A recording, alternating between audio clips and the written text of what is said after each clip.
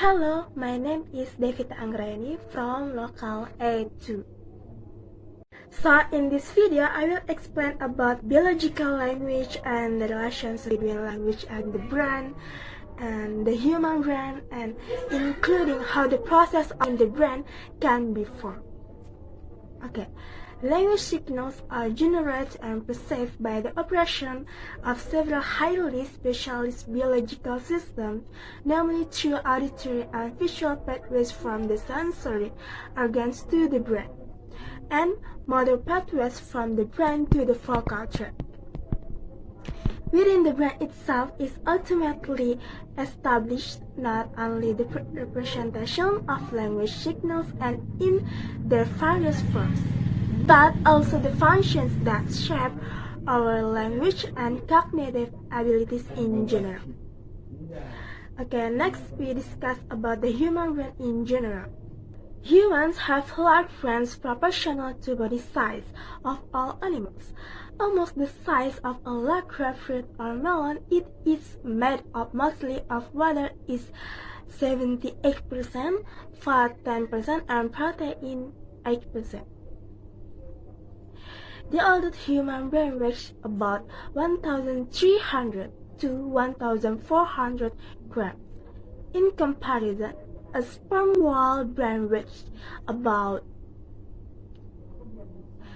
7,800 grams. A dog brain weighs about 72 grams, which is only about half of the total weight of the human brain itself. The human brain has the largest area of unbound cortex of any species on Earth. This development is very important for our language skills because a large amount of brain power is required to process, produce, and understand the complex system of every human language and related culture. This gives humans incredible flexibility to learn. So, humans have two hemispheres of the brain, namely left brain and right brain. Language, logical and analytical operations, and higher mathematics in general occur in the left brain. Meanwhile, the right brain excels at recognizing emotions, faces, and retrieving the structure of objects globally without analysis. Studies show that the left brain is more active when we experience positive emotions because more aware of positive emotions. Well, oxygen is very important for the brain. The brain uses 1/5 of the body's oxygen. If the blood supply to the brain is interrupted, we lose consciousness within seconds. Fortunately, the brain usually gets enough oxygen for basic functions because the carotid arteries ensure the brain gets fresh, oxygenated blood first after leaving the heart and lung areas. Well, besides oxygen, there are cells contained in our brain that are very important, namely neurons.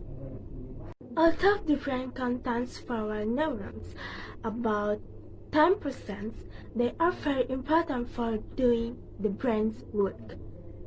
They are responsible for processing information and converting chemical and electrical signals back and forth.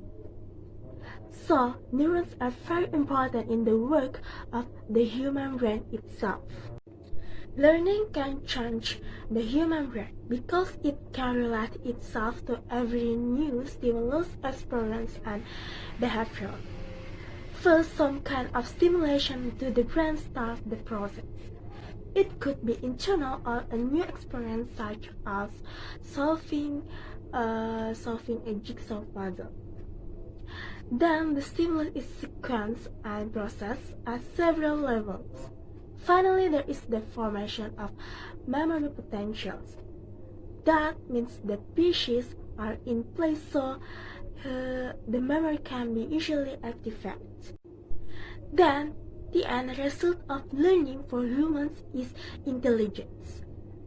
The key to being smarter is to grow more connections between brain cells and not lose the existing connections. It's these connections that allow us to troubleshoot and find out.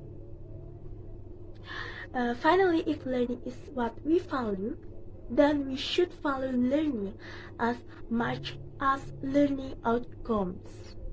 Okay, so I think that's all for me about biological language and the relationship between language and the human brain. Thank you.